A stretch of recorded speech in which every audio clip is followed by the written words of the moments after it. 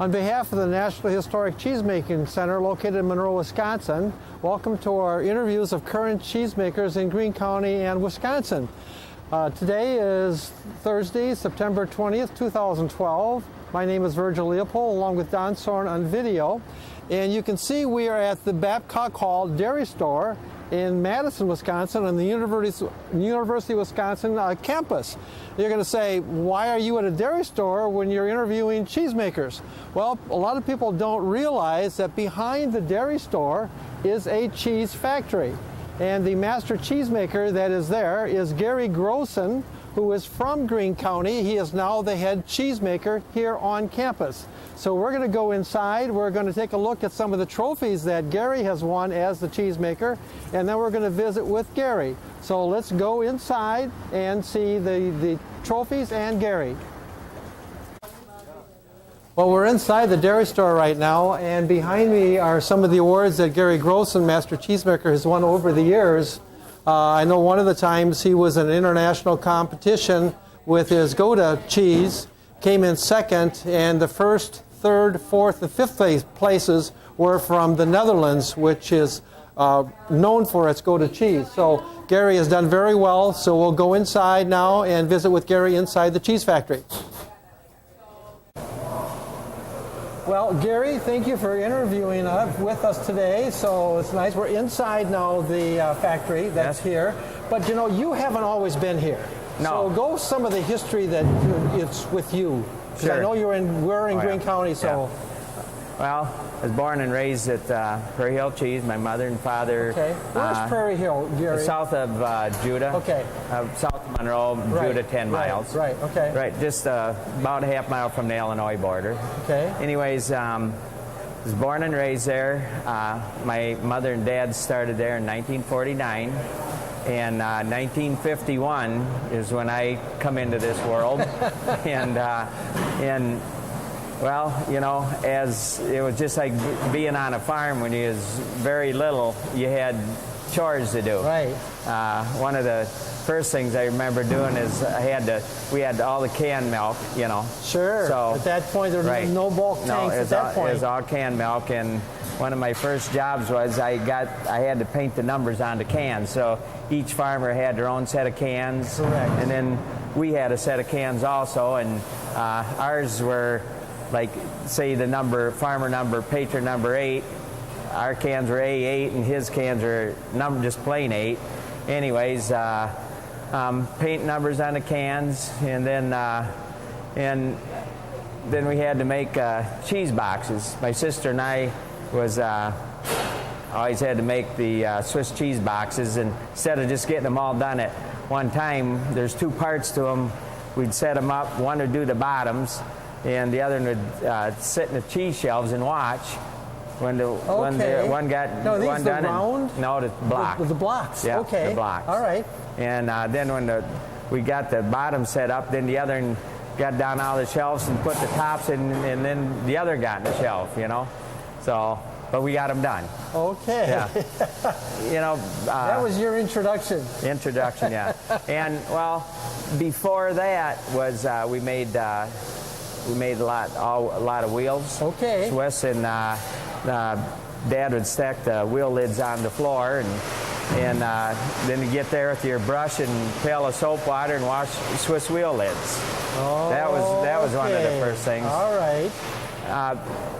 What I always remember is growing up too, we'd always go on the milk truck because we had our own milk trucks, and we'd pick up the milk, you know, canned milk, and going to all the farmers in a small plant, you know, and just like the ones, you know, even today, you got a close relationship with your farmers. Correct. And we'd go on the milk truck, and I remember Mrs. Carl Jensen over by Clarno. We'd pull in there, and, you know, early in the morning, she'd always say, now you kids, you don't have to get up early. When you got to get up early when you get older, you won't want to, you know. So anyways, and, you know, just going on the milk truck, and always remember, well, then naturally, as you got older, there was no going on it. You were on it. That was part of what you did then. Actually, it was a family affair. I mean, really, oh, yeah. You talk about that. So actually, be honest with you, I was 12, 13 years old. We had this pickup truck, and I'd go down to the one farmer right across the state line, looking through the steering wheel and take cans back to him. Oh, yeah. Now, did you have farmers also haul in? Yeah. Okay, right. so you picked up some and you would some of that. So Whoops, that's okay. We got. If you probably noticed watching this video, there are things going on in the factory right now. You did a lot of your cheese already this morning. Yeah. So let's go back to your Pleasant Valley. No. Pleasant, Prairie Hill. Prairie Hill. Yeah. Okay. It was so. It was just a family thing, you know. You lived right above the factory there, and I was proud to say that I thought I had the record.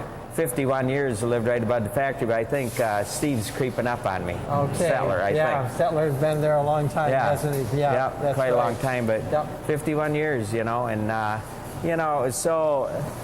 Growing up in the cheese factory, when I think back about it, there's one thing I do regret, that we didn't take more pictures and you know. You know, we talk about the National Historic Cheesemaking Center. It's a great place to go in, and we got a lot of pictures there of different things going on, but I wish we had more, because some of that's lost and will never be gotten back because it's gone now.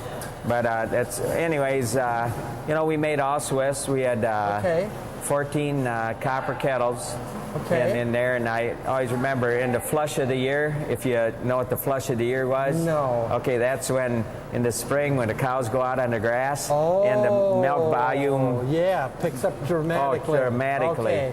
Okay. We had room for a dozen kettles in the factory, but right by the door we could put another, and so we'd roll in an extra kettle and for the day and put it down there. But then when we were done with it, we'd pick it up, roll it out the door, and then, you know. But in the flush, that's what you call a flush. Okay. In that time of the year, when them cows went onto that nice green grass, you could see the milk, the change of the color to the real creamy color. Now, did you have to then change the kinds of things you put in terms of the culture in that when you went onto grass compared to other times of the year? Other time when that time of year when you had a lot of fat in it. Well, of course we separated it. You can only have so much fat, but you might cut down on your rennet a little bit because it may set up. To do that, so there would be a little bit of difference. Yeah. You know, because we interviewed Bruce Workman, and he makes Swiss cheese yet with the wheels, but only from grass-fed cows, and so he says it's very different in terms of the milk quality than what you get from milk. Does make a difference, doesn't it? Yeah, and you'd adjust your cultures and that too, but there's one thing that we always did. We'd feel we had a 4,000-pound vat where we'd pump the milk in and heat it up because you had to heat that milk a little bit so it could be separated. Otherwise, you couldn't get the cream out of it. You could, but we would fill that at night and just let that milk ripen just a little bit, and it made the nicest Swiss cheese. Is that absolutely right? So, how old were you when you actually started making cheese, if you wanted to call it that, as part of that? I'd say actually making it when you could. Look, when your waist got up over about the height of the kettle, that's where you started involved. So you learned the cheese making process from your father. Absolutely, yes. Yeah. And that happened a lot, didn't it? In Greene County. You know, we were talking one day with all my friends in the cheese making business and like that, and you know the way we were brought up. And to do everything. I mean, you did everything from one end of the plant to the other. Let it be. You didn't farm it out to somebody else to do that. You were all part of that. Like, you know, you'd be starting the separator or whatever, and then you'd be back pulling cheese and everything. I mean, your mind is at 10 different places at once. So when did you take over that factory? My dad and I in 1968 is when I got my cheesemaker license. Okay. I'd say actually making cheese, I'd say probably 1964. So tell me, how do you get your cheesemaking license? Is there a process that you have to go through for that? Well, back at that time, you had to just like my dad said, get to Madison, take your test. That's what it was. That's what it Okay. was. Okay. So in 1968, I come to Madison, wrote my test. They did have the Wisconsin. It's right now. It's called the Wisconsin Cheese Tech Short Course. Okay. And they did have a cheesemaking short course back then, but there's too much work to do to take time to go to that. Right. Right. Plus, you're learning from somebody who's been pretty successful. Right. And knows what they're doing. So. Yeah. So anyway, I come to Madison here, wrote the test, and '68 is when I had my cheesemaker license, and plus that you got it includes your ball caller license too then. And so you stayed there then until? Well, no. So then my dad and I graduated from high school in 1969. Okay. So then my dad and I believe it was in something like 72 or something like that, we went in partnership. Okay. Yeah. So, but we were a co-op. Prairie Hill was a co-op. Explain that again a little bit. We have Steve Stetler did that when we were at Decatur, but will you explain what a co-op is so people watching this video know? Sure. What does that mean? Well, the co-op is the farmers back when they started that in 1908 was when Prairie Hill was started. Okay. In 1908. Wow. And a group of farmers got together and they wanted their own cheese factory. All right. So each farmer put in so much money. Okay. And it shares. They had so many shares for, all right, whatever dollar amount they put in. Sure. And so anyway, they had the shares in the factory. They hired a cheesemaker. Okay. They hired the cheesemaker. The Okay. cheesemaker got a percentage. All right. And that come off the top. Okay. And so on that percentage, then the cheesemaker, it was his responsibility. I mean, you had to buy your equipment out of that. The cheesemaker owned all the equipment. Oh, so everything that's in that factory is yours? Yes. Okay. You hired your own help. Okay. You bought all your own supplies. Okay. And like that. And that's the building itself is? The building was owned by the co-op. You live there, Yeah. but everything inside is yours? Right. Okay. Yeah. And naturally, we had chairs too. So. Oh, sure. Okay. Yeah, right. And so anyway, that's how it was running. Actually, there was never no dividends paid back to the farmer. Just all the money would go back into upkeep of the building, stuff like that. They get paid for their milk. Right. Yep. At the end, you went out and got your markets, and they got paid by their their volume and their protein and fat and all that. Now, if we were in Greene County, and we've got like 14 or 15 factories right now in Greene County out of the 300 that we used to have, and are most of them co-ops? Would you say, Gary? Or, today? Yeah. Some are. Yeah, probably. Let's see, 1, 2, 3. Probably half of them. Half of them are still co-ops, right. and do that. So that's what Steve Sutler was explaining when we were at Decatur. Okay. All right. And so anyway, we'd always have a factory meeting every year. I remember back when we were young, farmers would come and we'd have the factory meeting, and naturally the meeting was short, and eating the food and drinking some beer took longer than the meeting, so anyway. That seemed to be always a part of right, that, right? So then did you always make Swiss cheese there, or did you make some other Till 1988, we made all Swiss, and then we started putting in vats for soft type cheese, Munster and Brick, and we still made Swiss. And then in about 90, I believe it was 1992, right in there, I took out the rest of the kettles and we was making all Munster Brick. Oh, really? Okay, went completely to that at that point. Colby, Monterey Jack. Right. We made the Colby horns, mini horns, and then the 13-pound horns, and that. What we did, I'm going to back up a little bit. Sure. In 1949 or 1950, my dad started. That's when he started selling the cheese to Armour and Company when they're in Monroe. Okay. And well, that's some history. Oh yeah. That's when they were out on Cheese Row, right? By Smoky Row there, right? And they used to be completely filled with factories. Going back, and we want to touch on a little bit of history.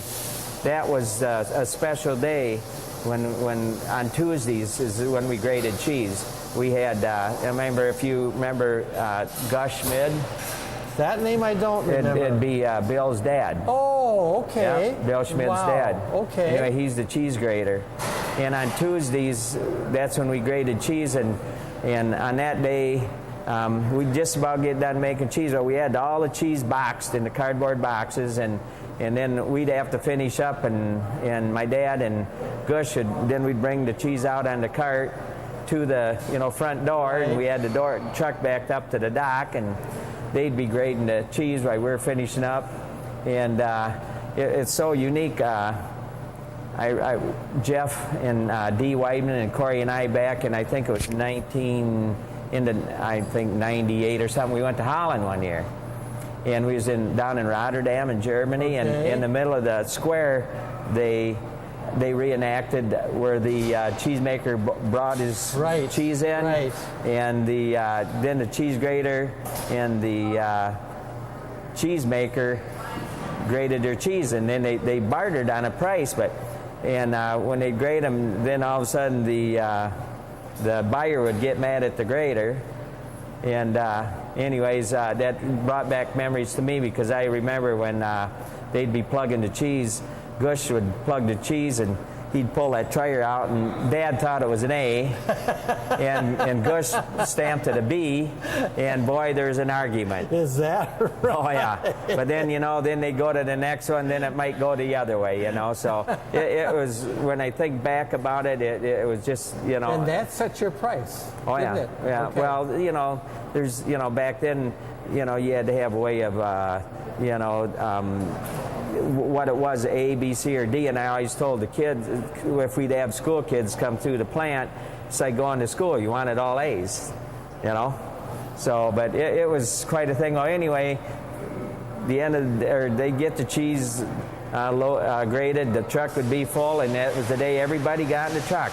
My mom, my dad, my brother and my sister and myself, all in that one seat in that 2-ton truck, and away to town you'd go. Oh and, my gosh! There's and then we go to Armour's, where Armour's was. You remember where that was? Oh, absolutely, yeah. Yeah, and and I still remember the upstairs, and you walked in there, and they did a lot of paraffin wax in a brick.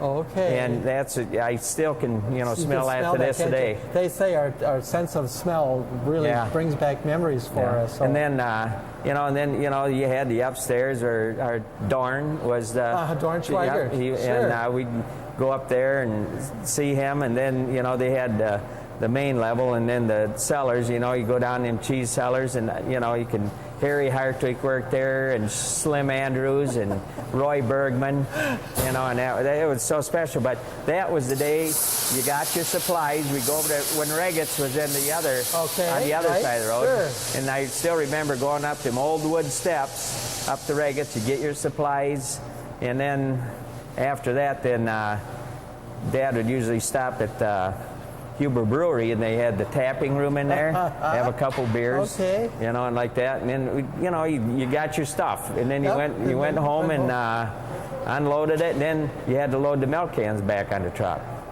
So oh my gosh!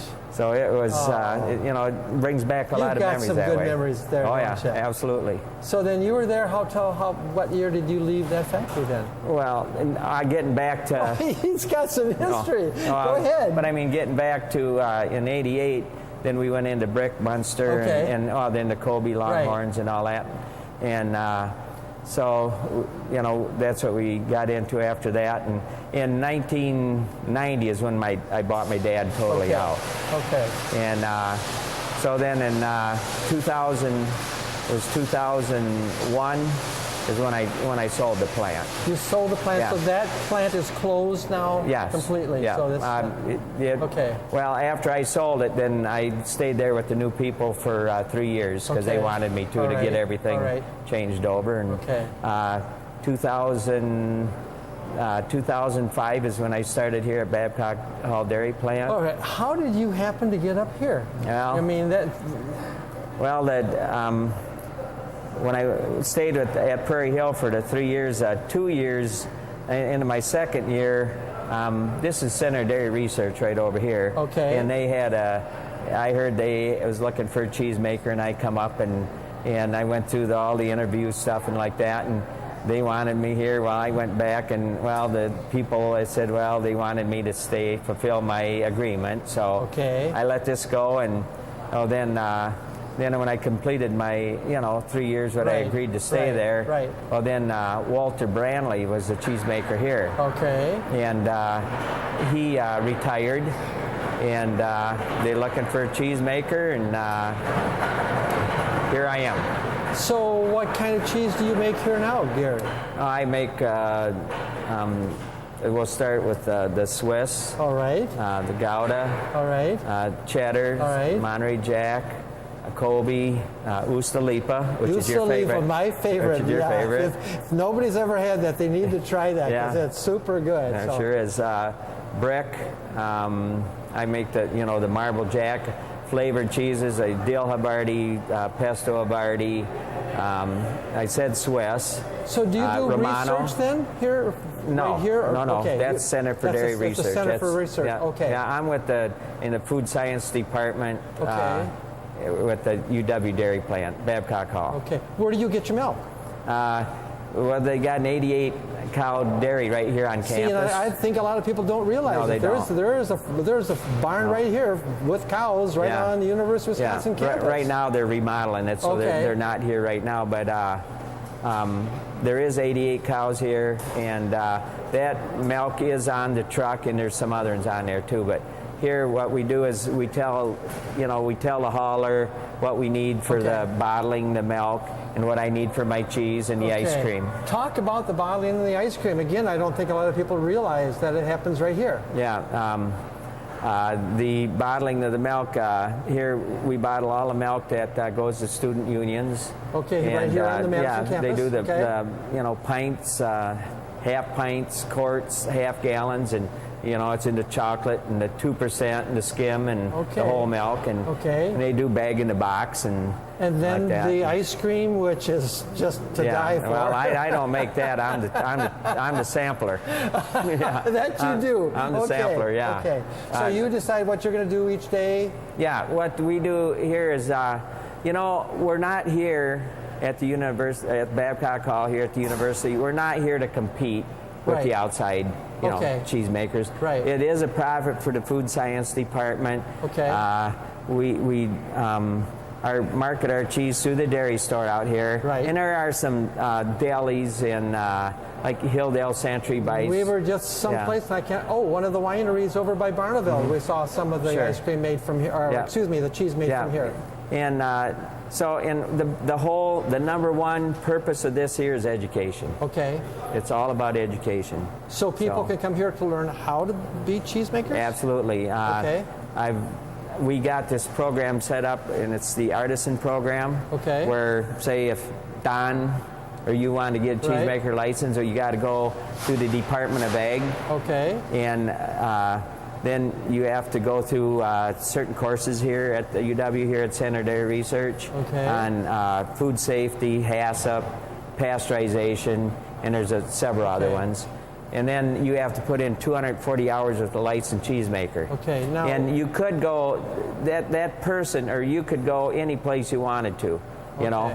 But it's kind of hard because in these plants, they know you're not going to be there long. So we set it up here where I'll take one a quarter. Okay. One person a quarter. I know we met somebody here that was from either Arizona or New Mexico who was being trained. Yes. I met him at one of the events. Yeah, he come down for the when we made the cheese at the National Historic Cheesemaking Center. Absolutely, That's where we met him. Now there's a gentleman here from Greene County learning how. Is Joey Yagi going through that program? Or does he work here? No, Joey's with Center Dairy Research. He's with the Center Research. Okay. Yeah, he's with, and so is John. And John Yagi is also here. Right. So we can't interview John today, but somewhere along the line we're going to interview Joey and talk about what he has. Okay. Now you have a cooling cellar here with a lot of your cheese that's down there. Can we go down and see that and do that? And do you also do something with the Master Cheesemaker program here, Gary, at all? Or? Well, I'm going through it for my third time. You're going through it? For the third time. We just had a class, a 2-day class on starter cultures. Okay. And it's very excellent. They had speakers from all the culture companies. There's a young man here that studying on cheese molds. Okay. You know, a lot of the cheese Right. nowadays is they mold ripen it, Okay. and like that. And he's from Harvard, and like that. It was a very, very good class the last 2 days. And what you do is when you get to be a master cheesemaker, you keep wanting, or when a course comes up, we set a course up a year for, you know, your further education. Right, right. I mean, I don't mean that the cheesemakers, you know, they know on cultures, but there's always more to learn. Okay. I mean, you can't ever know enough. So you're a master cheesemaker in what areas now? In 2000, actually I started in 99, it takes a 3-year program. Right. And Okay. in 99 I decided I'm gonna go through it. You know, before that I thought, do I have time? It's a commitment. And Yeah. I mean, you have, it's a 3-year program, and it isn't a sure thing that you get in. You got to. That's what I've heard. Right. There's a board, master cheesemaker board. You're interviewed. They do a plant inspection, and then they go back to the board, and you know, and they decide if, you know, you've met them certain requirements there, and then if you have met it, then you go through where you do the. What is it, 5 required courses and 3 electives. Okay. You got 3 years to complete these. Okay. But then you have, each year, you have to go through the grading program. Okay. Whatever cheeses you're certifying in, they have to meet the standards of Wow. identity. Okay. And that, so anyways, for them 3 years, you do that, and then after that, then you get this this huge test. It is an open book reference test, but you better be, 2 sentences aren't going to do. It's a lot of hours. From A what lot I of hours, understand. about 40 hours to complete That's what that. I've heard Right. from everybody I've talked to. I've been on the board of directors with the master cheesemakers several times. In 2002 is when I got my first certifications in Munster and Brick. Okay. And then I went through it 2 years later, and I certified in Cheddar. Okay. And now I just got done with my grading, and I'll get my exam now in October. And I went through it. That'll be my 4th and 5th certifications, and I did Gouda and Havarti. Oh, Then, what about that wonderful Finland cheese? Oh yeah, Well, you- yeah. You know, this master program, it's such a very unique thing. Actually, you know, here in Wisconsin, we kind of, you know, copied it from how they do it in Switzerland. Okay. You know, I always tell everybody, it's your own choice. You have to be a cheesemaker for 10 years. Right. Just to even begin, Yeah, even to apply. right. Absolutely. Okay. And then you have to make the cheese that you're certifying in for 5 years. Okay. So, Wow. and what I always tell everybody, does it make me, I mean, we've got, you know, friends that haven't been through it yet. Does it make me a better cheesemaker than them? Absolutely not. It's a choice of whoever wants to go through it. And the reason I did, I just wanted to, I was all them years in cheese making, and I wanted to further my skills and have that accomplishment of knowing I went through it and got that That's status. wonderful. It's like your master's in college, you know. Yeah, that's I mean, exactly right. That's and right. you know, after all them years, you dedicated yourself to the dairy industry and that, and you know, you wanted to be up there too. And the big thing is the commitment. I remember, you know, well, you got to go to class. So the one thing I did have to do is I had to take the Wisconsin Cheese Tech short course. Being, you know, back when I got my license, I didn't take it. So, but it's so all worth it. Wow. You know, and right now in Wisconsin we have, you know, it's in the 50s, I think 50, 52 master cheesemakers, and you know, like I said, I decided to do it. You know, being I was in it all them years, it put the icing on the cake. Before we go downstairs, we got to talk about your involvement in the community, because you're very involved with the National Historic Cheesemaking Center. You help make the cheese during Sure. Cheese Days now that's there. Mm-hmm. You and your wife Corey were king and queen of Cheese Days Sure. in 2008. Yes. So I mean, you're Yeah. very involved Oh, in yeah. those kinds of things. Yeah. Tell me why you're involved in those kinds of things, Gary. Just before we go down. was born and raised in this business, and you know that it's for Greene County and the surrounding area. It's our main business, and and it's an honor to be with the people that started this great dairy industry, and you just want to be part of it. Yeah. And we have to mention that when you're king and queen, people don't know it. Corey can yodel. Yeah, Can you yodel? I'm fairly good. A little bit. Okay. Yeah. Can we go downstairs Sure. now and see that? So we'll stop there and go. Well, before we go down, you're going to explain what you made today. I guess got something. Here at the university, when I decided to come here, and I still that burning desire in you to make cheese after I sold the plant, and your love for it, you couldn't. And actually, for me, here, it's the absolute ultimate place to be. It's still doing what I love, but at a very small scale. And here, there's one thing about it here, and I want to get back to that. Like I said, we were talking the other day with the Buchholzers and Stettlers and all that, but us people that were brought up in that cheese-making environment, it's such a unique thing that today you have the cheesemakers, they're proficient in one area, but I tell you, and we go back to everybody knows who we're talking about, cheesemakers in our area, and to be able to do everything from one end to the other is quite a thing. And there's people out there still say, I had a young man tell me the other day, he said he is a cheesemaker, but he envies us people that grew up in the cheesemaking industry. You know what, and Gary, that's why we're doing these videos, because we can't lose that kind of history. We can't lose the kind of experience that you people have brought to that, and why Greene County is so well known for cheesemaking, well, and our dairy industry. Because they're hand in hand, obviously. You've got to have the milk to be able to do that. So, and there is, I just want to say something on the other side of that post there. There is a quote over there. I can only make as good a cheese as I get milk from the farmers.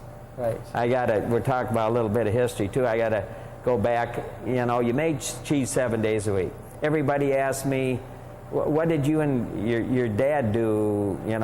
What'd you do together? What did you do together? What did you, excitement? We made cheese. We made cheese, Yeah, I always thought it was fun when we got done making certain days and they'd have a farm auction. Well, we'd go to a farm auction. That was fun. I wanted to eat, at the lunch stand. But anyways, I got to tell you, it was 7 days a week. And I always tell everybody here, what our holiday was, say, let it be Christmas, instead of running 100,000 pounds of milk on Christmas, we'd run 80, and you'd start, instead of starting at 1 o'clock, you'd start at midnight, so you get done an hour early. So that was your holiday.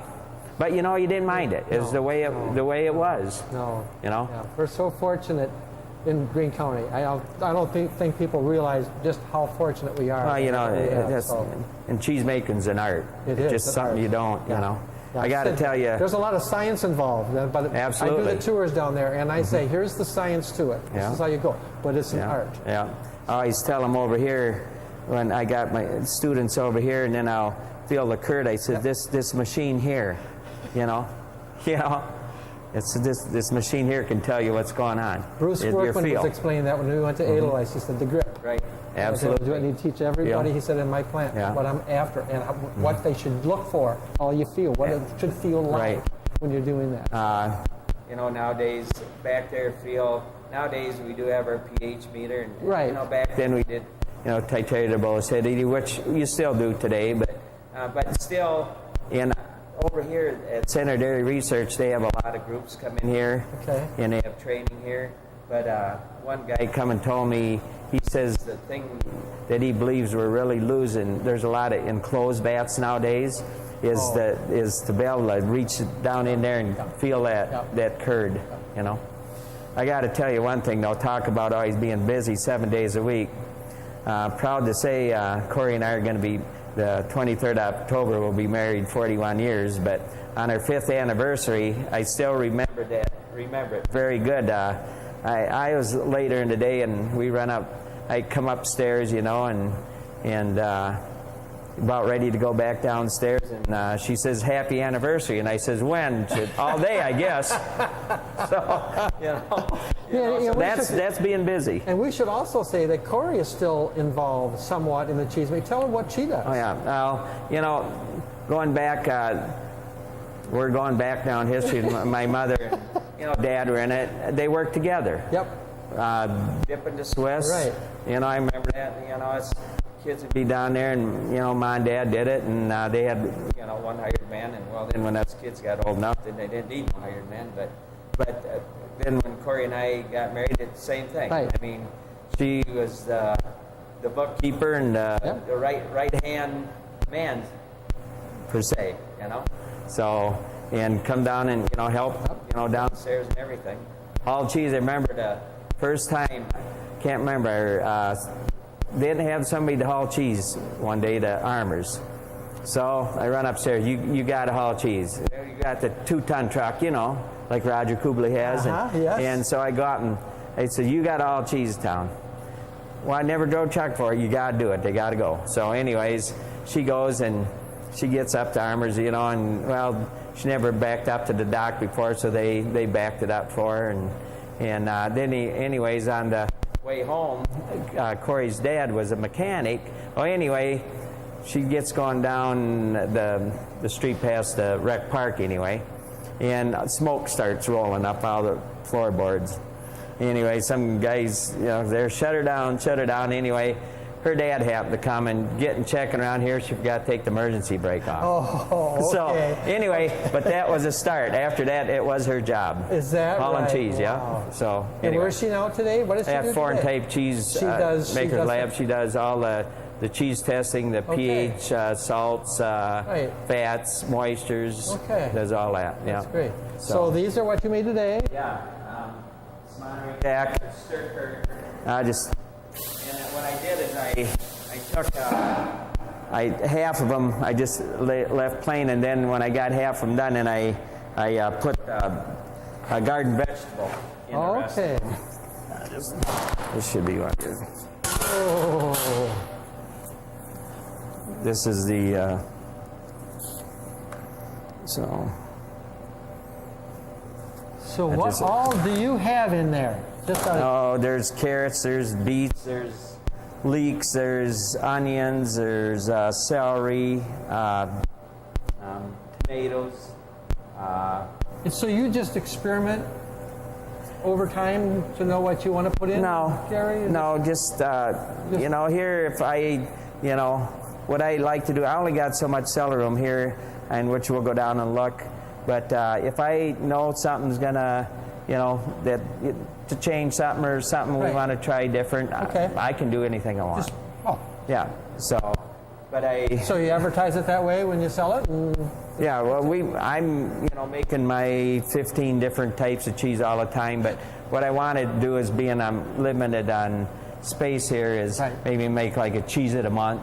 Okay. I want to do some sweet Swiss or some different flavored chipotle or like that. Great. Well, super. Now we'll head downstairs? Yep. Okay. All right, where are we, Gary? We're down in my treasure cave. Okay. Yeah, it's the cheese cellar. I think this is so neat. I'm just going to refer, when we went to Holland that year, you go there and you go into their cheese cellars and you see all them wheels, and this is where I age my Gouda. Okay. And Romano, and naturally the other cheeses get stored in here, but everything what I make comes down here, and either I age it out to ever how long I want it, and then from here it goes upstairs and we cut it up. But I've got Gouda, which my aged gouda we call Dutch case. Okay, that's I see the name right Dutch there. case. Okay. And that's aged for 17 months, but I got 3-year-old. Oh, Dutch do case. you really? Yeah, absolutely. Okay. Yep. And so it comes down here, and then as we need it, we come and get it. And they just built this new cooler here for me here about a year ago. And actually, they do have plans on rebuilding Center Dairy Research and then redoing the dairy plant. Oh, really? Okay. And they asked me what I wanted, and I said more cheese cellar room. All right. Because I mean, since I've started here, the volume we've tripled. Okay. As far as the cheeses I make. Now you've done very well in competition. Okay? Yeah. What are some of the awards? I explained one out there where you won one where you came in second with the Gouda, and it was the first place was the Netherlands. Yeah. You were second. Right. Third, fourth, and fifth were the Netherlands, but they're known for their Gouda. Absolutely. And then it was 2 years ago. Same thing. So I'm sneaking up on them. At second again. But the Gouda I make here, I make my own milk starter. What I do is you take skim milk, and then I'll heat it up, and then I'll leave it it's way above pasteurization temperature. Then I'll let it cool down. Then I'll inoculate it. And then once I inoculate it, I'll let it stir, and then I'll leave it set all night. And then in the morning, it's just about like a yogurt consistency. And remembering back in going back in history a little bit, when we made all Swiss, we'd make our own whey starter. We'd take the whey out of the kettle, which it had its own natural rods and coccus in. Okay. We went here when I make Swiss, I put propionic bacteria in to help form the eyes, but in that whey starter, it was naturally in there. No kidding. And people don't hardly believe that nowadays. Wow. But the thing about that whey starter is everybody made Swiss cheese in Green County. Yeah, if you go back, and a lot of them made Limburger one time too, and now we're down to one factory. But what I want to say, we keep saying Green County, but I always want to say we want to include our neighbors in Lafayette County. We want to include our neighbors right across the state line in Illinois. They're all part of it, part of us. Yeah. But say if something would happen to your starter, you had your favorite factory you'd go to. Like, what would happen? Maybe somebody forgot to put it in the incubator, and the next morning come down and Pa wasn't happy because you left it out. So then you'd either run over to Jimmy Kearns or Joe Wells or down to Yaki Brothers, but you knew which one would, and then vice versa. They might have something coming, and even when we got into making Munster brick, we made our own whey starter. And there again too, if something would happen that it didn't test, the acidity wasn't enough, you go to one of the other factories and just like going to the next home borrowing the sugar, Yep. So that's what it was. So what's your future? You're going to be in this for a while longer, Gary? I have no reason not to be. Good for you. Yeah, it's a thing you love. And actually, like I said before, this here at Babcock Hall here, it's small scale. It's everything I did before. And I'm going to tell you what, when I come here, I made a lot of different cheeses at Prairie Hill. But I come here and I'm making cheeses I never dreamed I'd make for, I never thought back and before I come here I'd be making Romano and cottage cheese and, this Ustalipa but I tell you what, I'm in such a place here where I always tell young people, don't ever think you can everything, because you don't. And I'm amongst some very, very highly talented people here too at that Center Dairy Research. They're very forward thinking. Absolutely. That's why we've done very well in Wisconsin. And I guess I'm proud to say that they all respect me too as how many years you put in. And I got this here where I did that, and you and Carol were at the State Fair when I did. Yes. And now I'm getting it. It's just about getting to the point where I got to take the show on the road. Now they sent me a letter. They want me to go to Marinette County and put on the same demonstration. Is that You know, right? That's so cool. You're using yeah. a small little Yeah. glass container up Right. there, and everybody can watch it Yeah. being made. We watched that at the State Fair, as you said, my wife Yeah. and I, and it was great. No, it really was great. Yeah, it was so, really cool. but, So, you know, at Cheese Days, I did a little something extra too. You know, I took a grading sheet and I had one of the sign companies make it up bigger for me, and when we grade cheese, and I showed them, you know, Okay, how the that was body, done, yeah. body texture, Right. makeup appearance, and all that, and people just they want all this information, Yeah. and they love it, you know. well, so. Gary, it is an honor, first of Yeah. all, to know you, because Yeah, we've become it's an pretty honor good to know you, friends. yes. So Yeah. thank you for the interview. Thank you for what you Yeah. do here, and thank you Right. for educating people who want to come in here to learn how to be cheesemakers and go up from there. So thank you. And I thank Don for what he does. Yes. So, Okay. Cheese Days and everything. Yes, you Yeah. bet.